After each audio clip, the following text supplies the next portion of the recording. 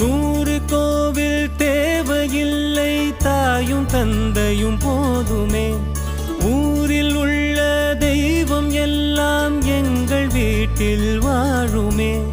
யாரும் இல்லை என்றுதான் இங்கு யாருமே இல்லை.